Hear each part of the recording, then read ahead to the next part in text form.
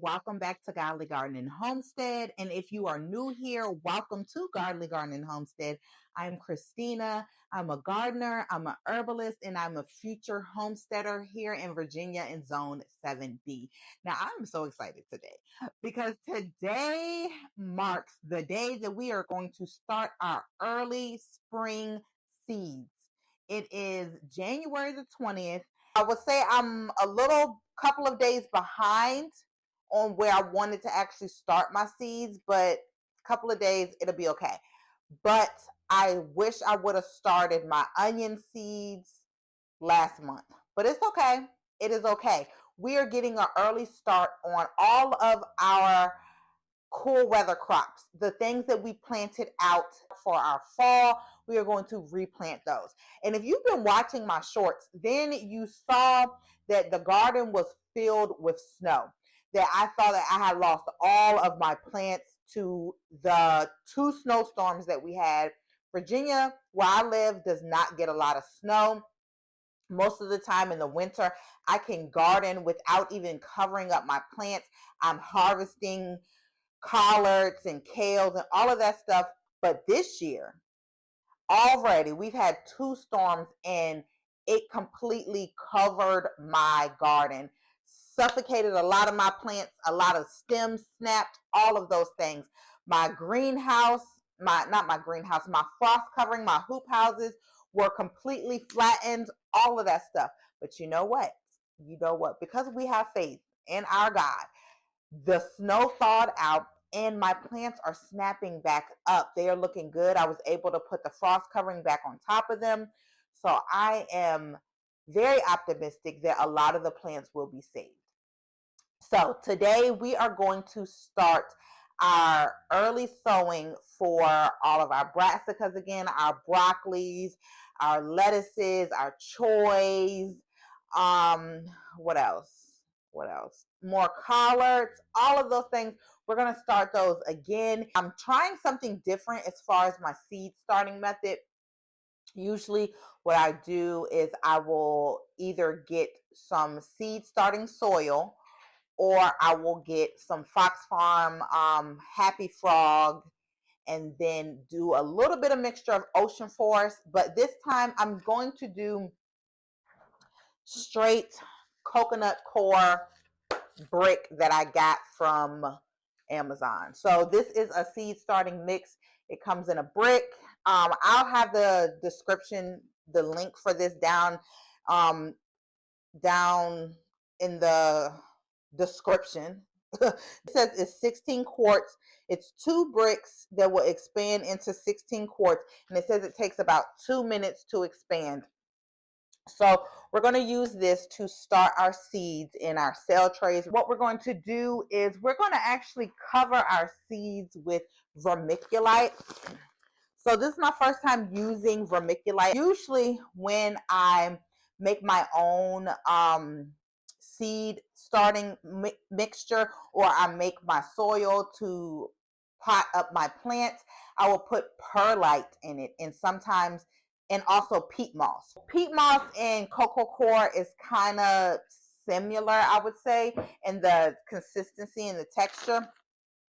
It's fluffy. It's not heavy like soil. It's very fluffy. So it's going to allow our seeds to germinate easily.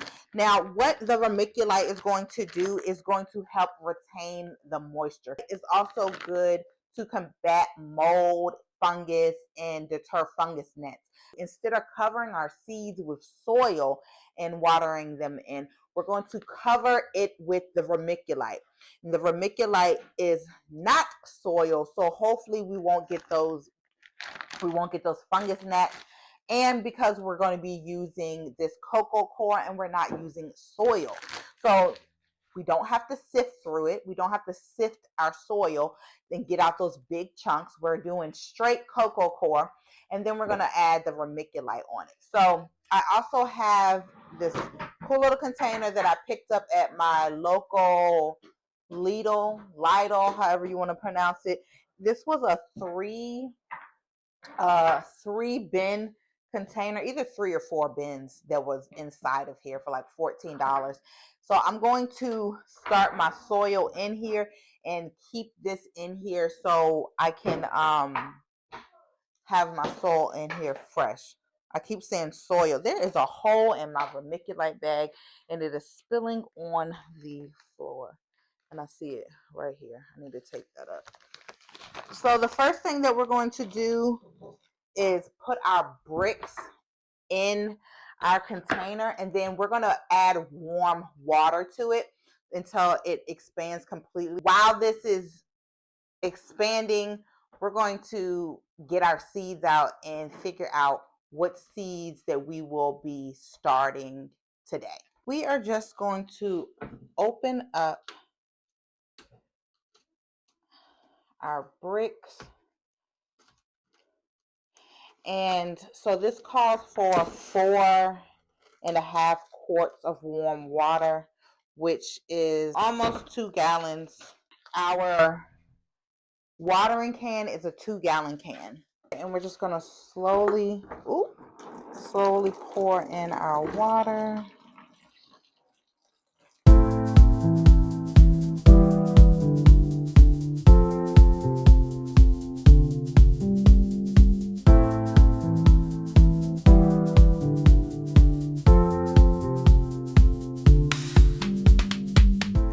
I have to do a little bit more research to see if I should drill some holes in the top of this, in the lid of this, just so there can be some air to get to the soil.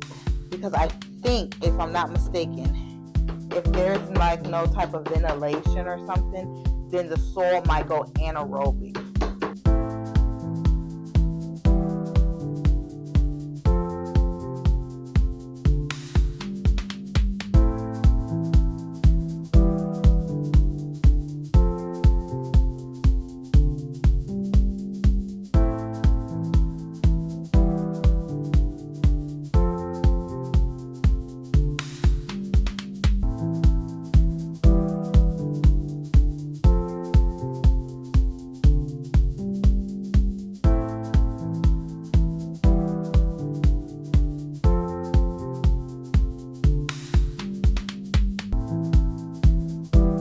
All right, and there we have it.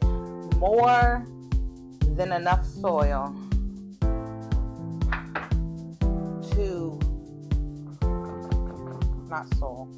more than enough cocoa coir to start our seedlings.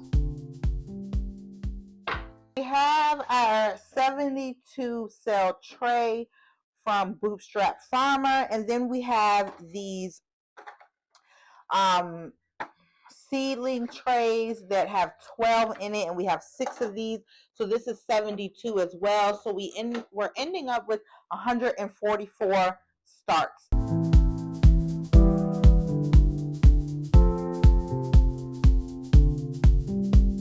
I'm going to tamp it down some, and hopefully it'll take a little bit of the soil out, because we want to leave space not only to water it in, but we also want space for the vermiculite to go on top.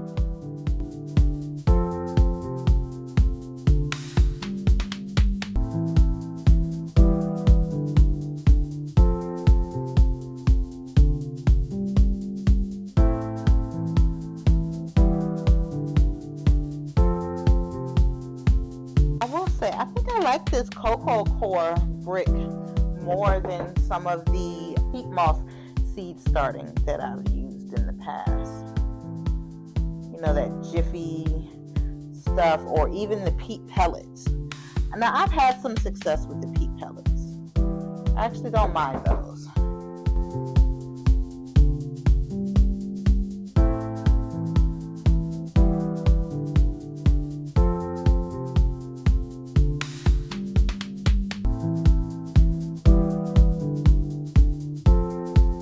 Have it. Let's get this cleaned up.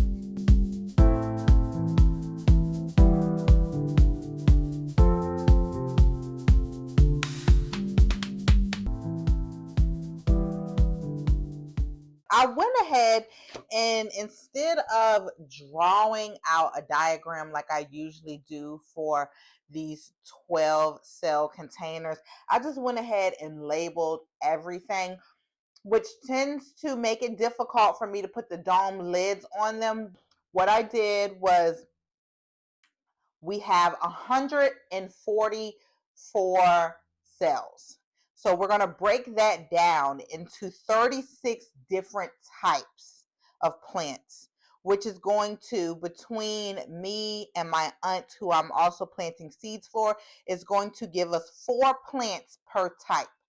So then we'll end up with 2 for me and 2 for her of each of the 36 different types of plants. I am going to put at least 2 to 3 seeds per cell so we can up our chances of germination. I went ahead and I already wrote down my 36 different types of plants that I'm going to plant out. Now, what I did not include in here is my onions. I'm going to start my onions in something different and have a bunch of onions because I don't want to just have 4 onions.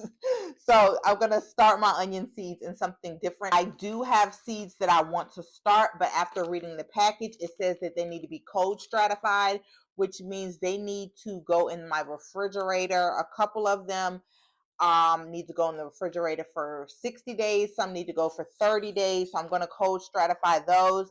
I pulled my comfrey, my angelica, and my motherwort, which are all medicinal herbs that I'm going to be trying for the first time this year. These had to be cold stratified. So they were in the refrigerator for over a month and I just took them out. So we're going to start those. We're going to plant those as well today. The motherwort and the angelica, I'm only going to do 2 plants per 2 plants per tray. So we're not going to get 4. We broke that down into just 2. So we actually ended up with 37 plants instead of 36. We have our list of 37 different varieties that we are going to be, different types and varieties that we're going to be planting. All right, so I'm going to go through my binder and call them off to her, and she's just going to go ahead and plant them. Again, we're going to do 2 to 3 seeds because some of these seeds may be a little bit older and we want to maximize our germination rate. And depending on how they look, we may separate them or we may just thin them out later. So our first one is going to be our bok choy heru tiny. I don't know how to pronounce that. So we're just going to do 3. So in here, then we're going to go down the line. Put all 3 in here.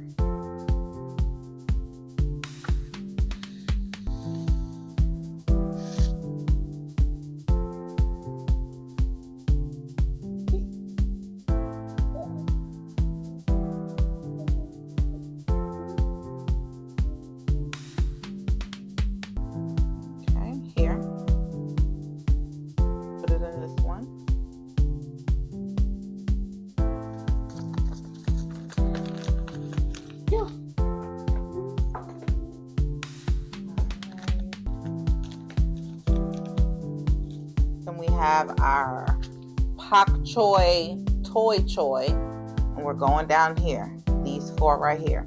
So you do this one, and I'll do this one and this one. Dino kale, which is also known as Lacianado kale,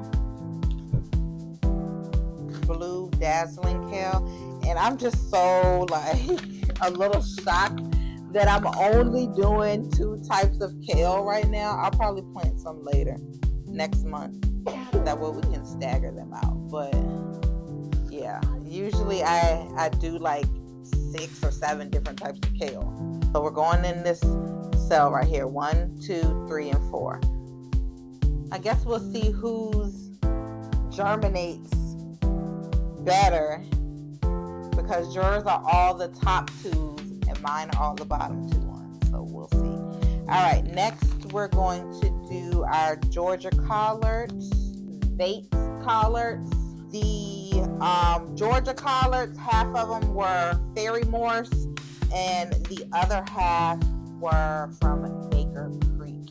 Next is going to be our regular tatsoi, and this tatsoi was purchased from, well, it was donated from Free Heirloom Seeds. I did send a donation to help with shipping, but this is from that video, if you caught it, for the freeheirloomseeds.org. No, ma'am. It is up down here.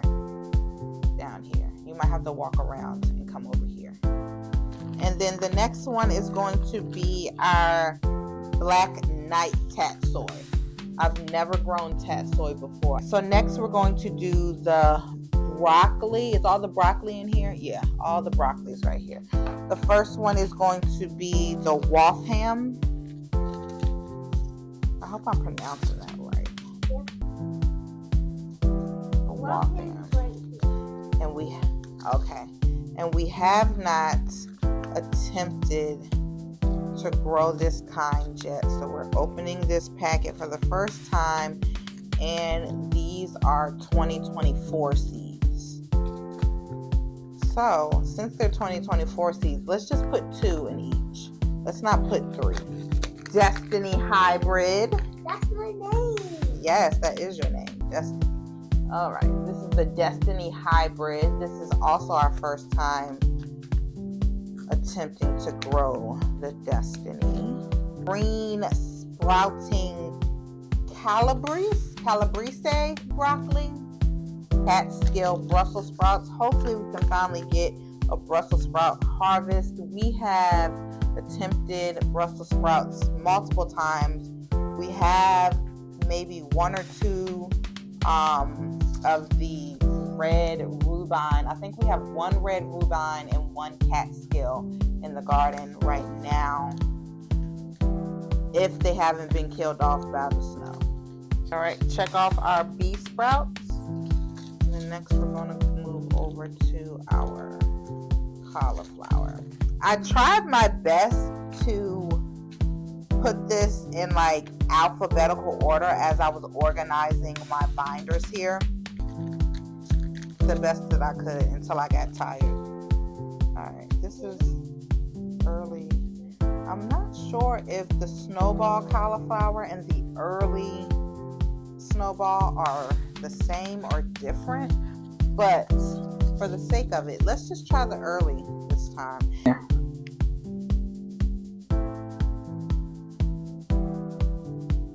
Let's just try that one. What I tried to do is put the seeds together that have similar germination, similar growing conditions. Like you see, we have the cole crops and the brassicas together. Like I'm also starting a couple of flower seeds, some herbs and all of that, but I don't have that in here because I know some of them they have different growing conditions and growing rates. We're going to be planting these kohlrabi seeds from the freeheirloomseeds.org. And here, I've never grown kohlrabi, never eaten kohlrabi, but we're going to try it this year. Hopefully we get something. The cabbage, we're going to do early golden acre cabbage. This is a favorite that is ideal for smaller gardens. We're going to do the noble giant spinach. Right here, noble giant. 1, 2, 3, 4.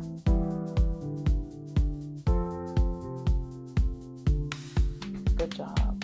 Red Malabar spinach. This is our first time growing red Malabar, and this is from the Free Heirloom Seeds. Rainbow chard, and then we will be done with this tray. Yay. These are our 5-colored silver beet Swiss chards from Baker Creek. that is all for that's not all for our book, but that's all for this tray because we still have to do our lettuces out of this book. So now what we're going to do is just go through and gently press the seeds into the soil.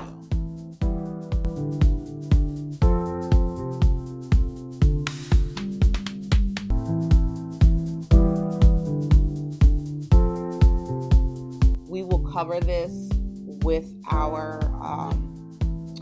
vermiculite. Once we get our other trays filled, then we'll come back and cover everything with vermiculite. So there are our seeds pressed into our soil right here, and we're going to set this aside and get our other tray. My daughter wants to have a snack break, so it's just going to be me. So we're going to pick up with our lettuces, and we're going to do our red sales lettuce from M.I. Gardner. And with the lettuce seeds, I tend to sprinkle maybe about 4 in here. Sometimes even more if you just saw that, what I just did. And then I will separate them and then repot them up. Bronze Beauty lettuce. And this was a free gift lettuce. This was not a lettuce that I purchased. It was part of a free gift, and I like this Bronze Beauty lettuce actually. And we have our romaine. So amazing how a whole plant can come from a seed that small. Okay, butter crunch. And then the last lettuce we're going to do is called cimarron lettuce. It is a red lettuce from M.I. Gardner. I'm going to just start a couple of seeds, but with some of these seeds, if you want to do like the cut and come again method, as opposed to growing a whole head, what you would do is gently sow them directly into the soil, closer together. You can sow your lettuces like that. You can sow your spinaches like that. If you're not concerned about growing lettuce heads and chopping the whole head, you can do the cut and come again method. So right about here is when my mic cut off. But we have our cilantro here, and what I am about to do is I'm going to be squeezing the cilantro. Cilantro has a hard outer shell, but if you squeeze it, it will allow the water to penetrate inside the seed to germinate the seed. This is going to be one of the best sure ways to make sure you germinate your cilantro. Here's our parsley, and we're doing the dark green parsley, our oregano. Those seeds are so tiny, so you want to make sure that you just surface sow them and press them gently into the soil. Do not cover them. Most of these seeds that are in this particular block, they need to be surface sown because they are so tiny. So I'm just gently pressing the seed onto the soil. Stevia. Now these came from Southern Seeds, and they did not separate the seed from the chaff. So I have a lot of spent flowers inside of this. Now this came from Baker's Creek, those tiny little seeds. St. John's wort, echinacea, cardoon, comfrey, all of those are being sown right now. And now we're just going to press everything into the soil. I keep saying soil. Cocoa coir. Into the cocoa coir. And now we are going to top everything off with the vermiculite.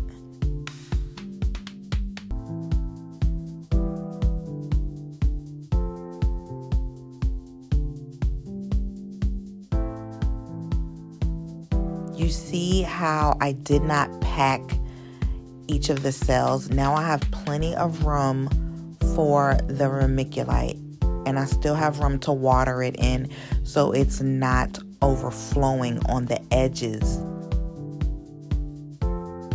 The cocoa core is already moist on the bottom, and all we need to do now is water our seeds in through our vermiculite. We just want to gently moisten the soil. And look at that. I actually cut my labels perfectly so my lids actually fit on top of my cells. Now we're going to put them underneath the grow lights.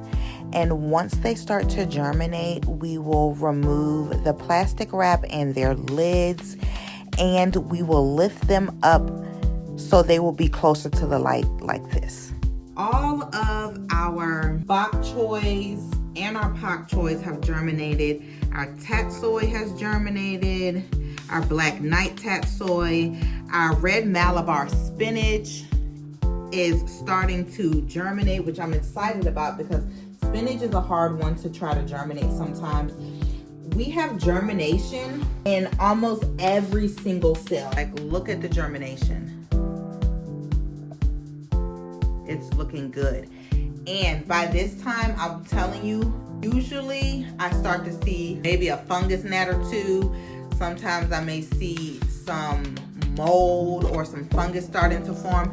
And aside from this one little spot right here, this new method that I'm trying is amazing. This new method with the vermiculite on top is great. This cell tray, we have slow germination because these are slower germinating things, which is why I said to plant them according to how they germinate, how long it takes to germinate. Because we would have a problem if we had our chard over here, which is the tallest thing. If we put our chard in the same container that we would put our oregano. Look how tiny and microscopic the growth of the oregano is. These are our herbs that are taking their time, and they start off really slow. Our St. John's wort, our stevia, and our oregano. Now you cannot see it, but there is growth in every single one. There's germination in every single one of these cells. There is little baby growth in our feverfew over here. We haven't had anything in our comfrey, our motherwort, or our angelica. Our echinacea, our celery, nothing, because it's only been 11 days. And celery takes forever to germinate. But we have some growth on our parsley. We have some cilantro back here, our cardoon, calendula, marigolds, our lettuces, all of that is all doing well. For this to be just 11 days of germination, I am very happy with the growth of these. Now, a lot of these are just the initial leaves, which I keep forgetting how to pronounce it. Cotyledons. I feel like I want to say a word that I know is not the word, and if I say it, it's very provocative. So I'm not going to say the word because I don't think that's how you pronounce it. So, Alexa, what is the name of the first set of leaves on a plant? The first set of leaves are called cotyledons.